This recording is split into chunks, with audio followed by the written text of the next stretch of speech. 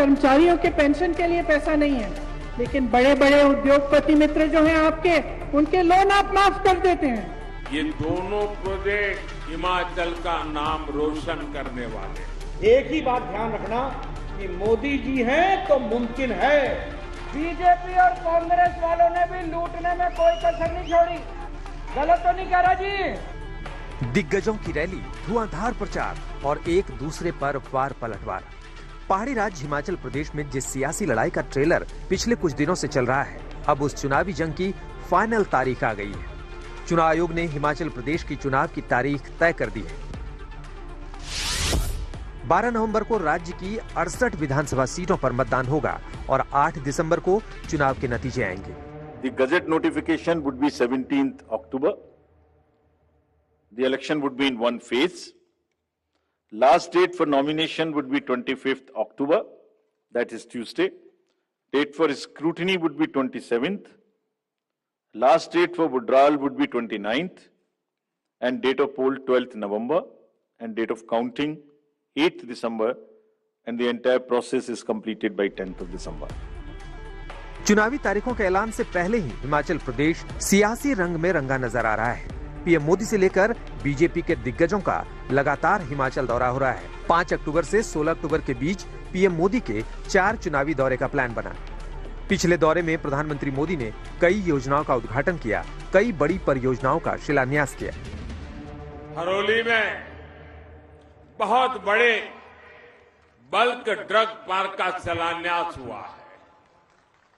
कुछ दिन पहले जैसे जयराम जी बता रहे थे, नालागढ़ बद्दी में मेडिकल डिवाइस पार्क पर भी काम शुरू हो चुका है। ये दोनों प्रोजेक्ट देश के साथ साथ दुनिया भर में हिमाचल का नाम रोशन करने वाले। उधर बीजेपी अध्यक्ष जेपी नड्डा भी बार बार हिमाचल प्रदेश के दौरे पर आते रहे। परिवारवाद का आरोप लगाकर कांग्रेस पर वार किया, डबल इंजन सरकार की उपलब्धियां गिनाकर भविष्य में और विकास का वादा किया। आज इतना परिवर्तन आ गया, ये किस कारण से आया?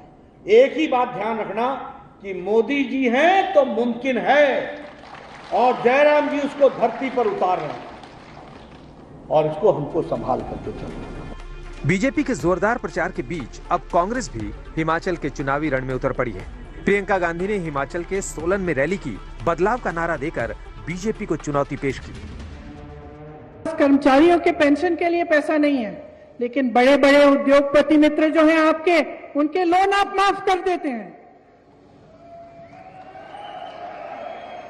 उनको तमाम पीएसयू पकड़ा देते हैं, उनको कोल्ड स्टोरेज दिलवा देते हैं। सेब के दाम, फसल के दाम वो तय करेंगे, और जो मेहनत कर रहा है कर्मचारी, उसके लिए आपके पास न समय है और न आपके पास पैसा है, और आप अपने मुंह से कहते हैं ये। वैसे तो 2017 में हिमाचल प्रदेश की 68 सीटों में से बीजेपी को 44 सीटें मिली थी और करीब 49% वोट मिले थे, जबकि कांग्रेस को 21 सीटें और करीब 42% वोट मिले थे। इनमें से एक सीट बीजेपी उपचुनाव में हार गई और मौजूदा सूरत में बीजेपी के पास 43 और कांग्रेस के पास 22 सीटें हैं।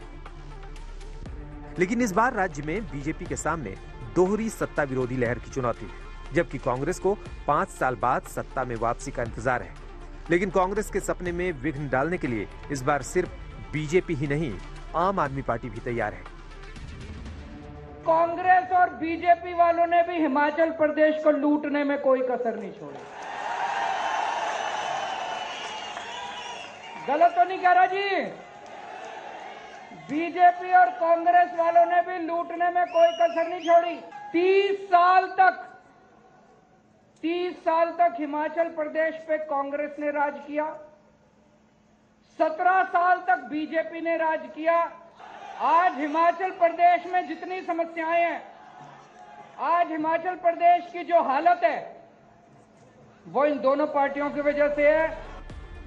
तैयारी पूरी है, तारीख भी तय हो गई है। आने वाले दिनों में हर कोई हिमाचल जीत के लिए अपना दम लगाएगा, चुनाव प्रचार की रफ्तार और बढ़ाएगा। सोलन से मौसमी सिंह के साथ पॉल मिसाह, दिल्ली आज तक।